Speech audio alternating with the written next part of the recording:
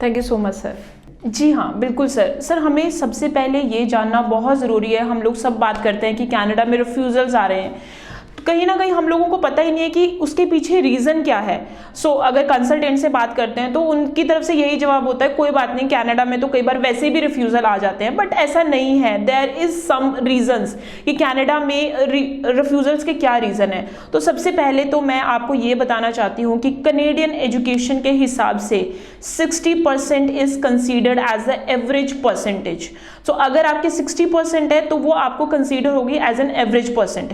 तो पहला तो ये चीज़ है, अगर आपकी प्रोफाइल अगर आप अप्लाई करना चाहते हैं तो आपको सबसे पहले अपने मार्क्स देखने होंगे, आप कितना स्कोर कर रहे हो, कितना, अगर आप अभी परसुइंग 12th है, परसुइंग ग्रेजुएशन है, आपको कितना एम करना है।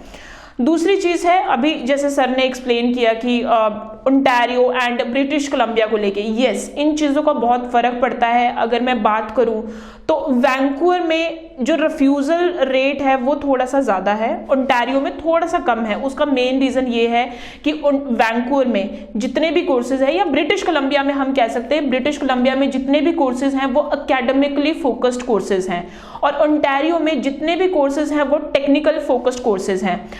अब एकेडमिकली फोकस्ड क्या होता है कि अगर आप कहीं पे भी किसी कंसल्टेंट के पास जाते होंगे तो ब्रिटिश कोलंबिया में आपको कोर्सेज मिलेंगे यूटीपी आर्ट्स, यानी कि university transfer programme arts, UTP business, associate degree in arts, associate degree in business, maybe कहीं पे आपको डिप्लोमा इन बिजनेस होगा। लेकिन अगर आपको ब्रिटिश कोलंबिया में देखोगे तो मैकेनिकल टेक्नीशियन का कोर्स बहुत ही रेयर आपको मिलेगा, कंप्यूटर प्रोग्रामर का कोर्स आपको रेयर मिलेगा, बहुत ज़्यादा कॉलेज में, 1 या 2 कॉलेजेस में हो सकता है। लेकिन आपको मेनली जो कोर्सेज हैं वो UTP arts and associate of arts मिलेंगे।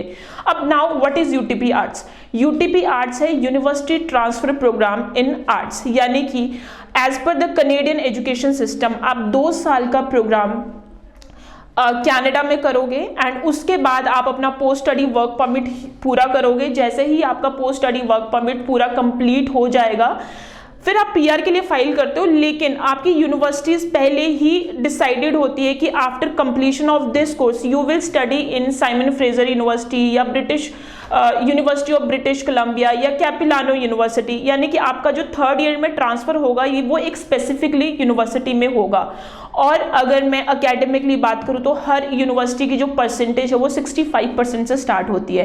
यही एक रीज़न है कि यूनिवर्सिटी ट्रांसफर प्रोग्राम में एकेडमिकली परसेंटेज ज़्यादा होती है। अब व्हाट इफ अगर आप अप्लाई करते हैं, आपके 50% है एंड आपने यूटीपी प्रोग्राम में अप्लाई कर दिया, तो अगेन वीज़ा के रिफ्यूज़ल के जो चांसेस है वो ज़्यादा होते हैं। सेम वही associate of arts degree, associate of arts degree में भी आपका बेसिकली यही होता है कि आपका प्रोग्राम होता है, आपने 2 साल प्रोग्राम किसी पर्टिकुलर कॉलेज में किया, उसके बाद आप यूनिवर्सिटी को ऑप्ट कर सकते हो। अगेन ये भी कैरी फॉरवर्ड होता है डिग्री के लिए। बट जहाँ पे हम डिग्री की बात करते हैं तो कहीं ना कहीं कॉलेज ने, यूनिवर्सिटी ने, हाई कमीशन ने ये देखना है कि किसी स्टूडेंट ने यूटीपी आर्ट्स या एसोसिएट ऑफ आर्ट्स ऐसी कोई भी प्रोग्राम किया है तो बाद में उसका जो विजन है वो बैचलर डिग्री का ही करने का है। तो ये एक मोस्ट इंपॉर्टेंट चीज़ है। दूसरे, अगर मैं ओंटारियो की बात करूँ तो वहाँ पे जितने भी कॉलेजेस हैं वो टेक्निकल कोर्सेज वहाँ पे मिलेंगे, आपको स्पेशलाइजेशन मिलेगी, आपको वैरायटी ऑफ द कोर्सेज मिलेंगी आपको। तो अगर यहाँ पे कहीं पे आपके एकेडमिकली लेस हो, किसी एक सब्जेक्ट में ऊपर नीचे हो, तो आप ओंटारियो प्रोविंस को चूज करें। ऑब्जर्व, ये एक ऑब्जर्वेशन है, मेरी खुद की भी ऑब्जर्वेशन है एंड मार्केट रिसर्च भी यही बताती है कि जो वीज़ाज हैं वो ब्रिटिश कोलंबिया के कंपैरेटिवली ओंटारियो में ज़्यादा मिलते हैं। तो अगर आपकी कोई वीक प्रोफाइल है, यानी कि अगर आप किसी एक सब्जेक्ट में थोड़े कम स्कोर करते हैं, तो you take the specialised programme. So this is really very important. अब इसी में ही एक चीज़ और आती है कि हम लोग बात करते हैं कि हमने, चलो ठीक है, हमारी परसेंटेज भी सही है, हमारा आइल स्कोर भी सही है, but again you know wrong course selection will play a very important role for your visa. अगर आपका कोर्स सही नहीं था तो again that can be a cause of visa refusal.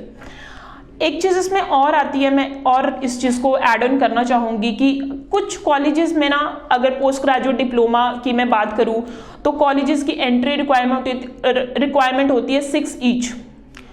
अब हम बोलते हैं कि चलो ठीक है, अगर एक पर्टिकुलर कॉलेज है वो 6 ईच में ऑफर लेटर दे रहा है तो हम अप्लाई कर लेते हैं, ठीक है।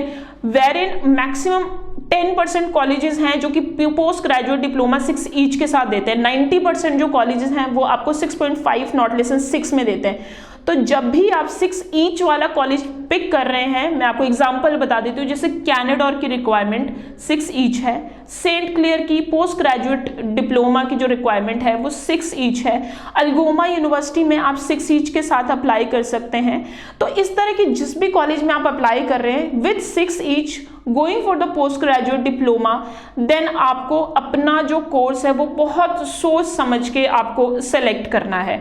सो अगर यही चीज़ है, ये बहुत सारी क्वेरीज होती है मैक्सिमम स्टूडेंट्स की, समझ नहीं आता कौन सा कोर्स है, कहाँ पे अप्लाई करें, कैसे अप्लाई करें। तो we have branches in all over the Punjab, आप विजिट कर सकते हैं, या फिर आप हमारे नंबर पे कॉल करके 904139 904112 पे कॉल करके आप एक अपॉइंटमेंट ले सकते हैं।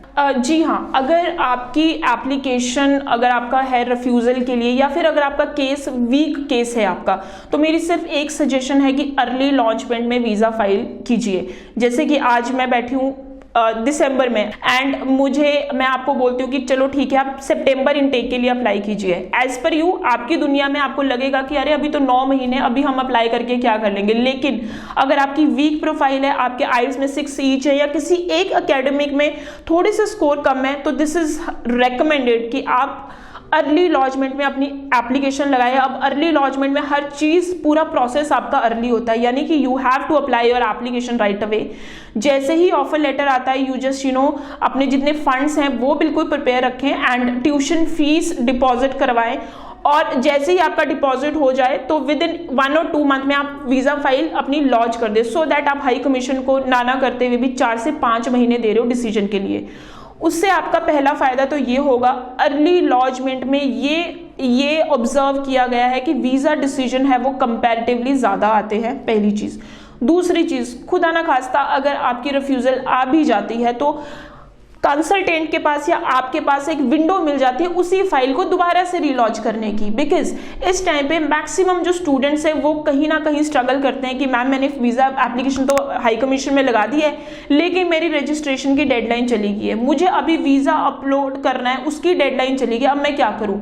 तो फिर कॉलेजेस नहीं एंटरटेन करते हैं। कई बार लोग बोल देते हैं कि चलो हम मंगवा देते हैं एक्सटेंशन, हम आपका जो ऑफर लेटर है वो थोड़े और दिनों की उनसे टाइम मोहलत मांग लेते हैं। बट ऐसा अगर मैं बोलूँ, मैंने जो ऑब्जर्व किया है 10% होता है। तो इससे अच्छा तो यही है हम पहले से ही अपना सेफर साइड लेके चलें, जहाँ पे हमने एप्लीकेशन अपनी 2-3 महीने के बाद लगानी है, वही एप्लीकेशन को हम अभी से अपना प्रोसेस स्टार्ट कर दें। तो this is very important. Thank you so much sir.